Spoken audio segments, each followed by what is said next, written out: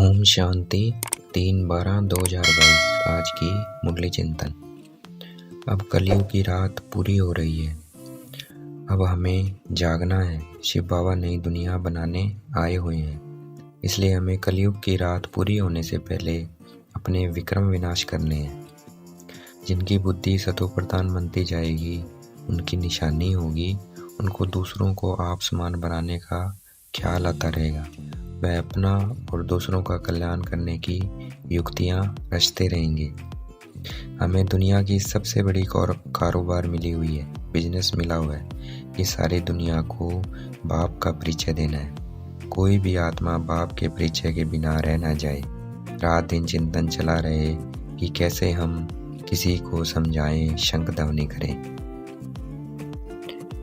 विष छोड़ना, योग में रहना बहुत मेहनत का काम है, तो हमें सर्विस पर अटेंशन देना है। पढ़कर पढ़ाना, इस सर्विस में ही कल्याण है, तो हमें सर्विस का शौक रखना है। हमें इस ज्ञान धन का दान करना है, संग के रंग में नहीं आना है, सर्विस में बिजी रहना है, नहीं तो घाटा पड़ जाएगा। अपनी उन्नति के लिए कोशिश करते रहना है। जिनका हिसाब किताब बहुत कड़ा है, जो फंसे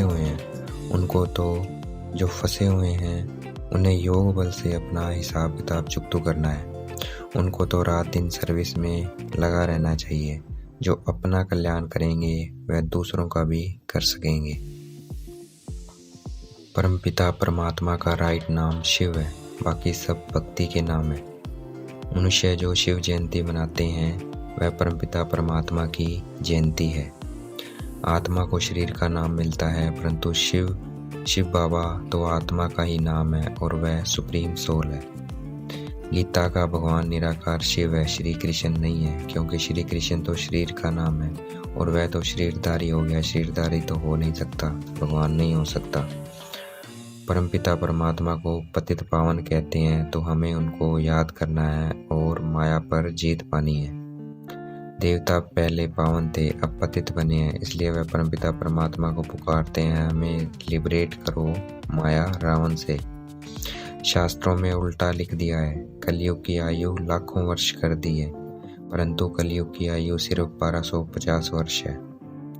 शिव जयंती सो गीता जयंती होती है, श्री कृष्ण जयंती सो गीता जयंती नहीं होती, क्योंकि श्री कृष्ण तो छोटा बच्चा है, वह गीता नहीं सुना सकता। त्रिमूर्ति शिव जयंती माना गीता जयंती, तो त्रिमूर्ति शिव जयंती पर लिखना है कि शिव जयंती सो गीता जयंती।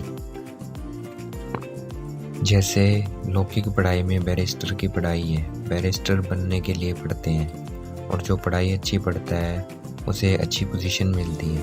वैसे ही यह ईश्वरीय पढ़ाई है, जो अच्छे से पढ़ता है उसे भविष्य में अच्छी पोजीशन मिलती है। तो सारा मदार पढ़ाई पर है। हम इस ईश्वरीय यूनिवर्सिटी में मनुष्य से देवता बनने आए हैं।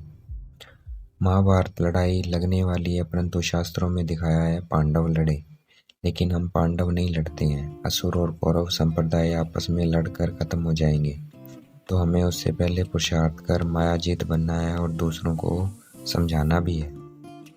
पतित पावन शिव बाबा है, गंगा नहीं है, ये हमें क्लियर कर लोगों को समझाना है और पर्चे बांटने, और वह पर्चे आदमी को देख कर देना है। अब सबकी उतरती कला है, सब भ्रष्टाचारी है, इसलिए गुरु नानक जी ने भी कहा, मूत पलीती कपड़ धोए, अर्थात परमपिता परमात्मा भ्रष्टाचारियों को श्रेष्ठाचारी बनाने आते हैं, अर्थात पतितों को पावन बनाने आते हैं, अर्थात श्रेष्ठाचारी देवता बनाने आते हैं। विराट रूप में देवता क्षत्रिय वैश्य शूद्र आदि दिखाते हैं, परंतु प्रजापिता ब्रह्मा को नहीं दिखाया है, जिनसे ये बिरादरियां पैदा होती है, ना ही पैदा करने वाले शिव बाबा को दिखाते हैं।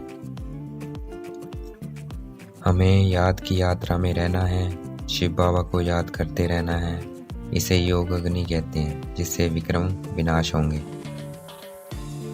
आज की मुरली का वरदान, याद और सेवा द्वारा अपने भाग्य की रेखा श्रेष्ठ बनाने वाले भाग्यवान भव।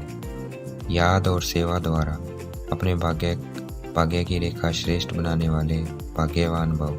आज की मुरली का स्लोगन, संतुष्टता की सीट पर बैठकर परिस्थितियों का खेल देखना ही संतुष्ट बनना है। संतुष्टता के सीट पर बैठकर परिस्थितियों का खेल देखना ही संतुष्ट मनी बनना है। अच्छा, ओम शांति।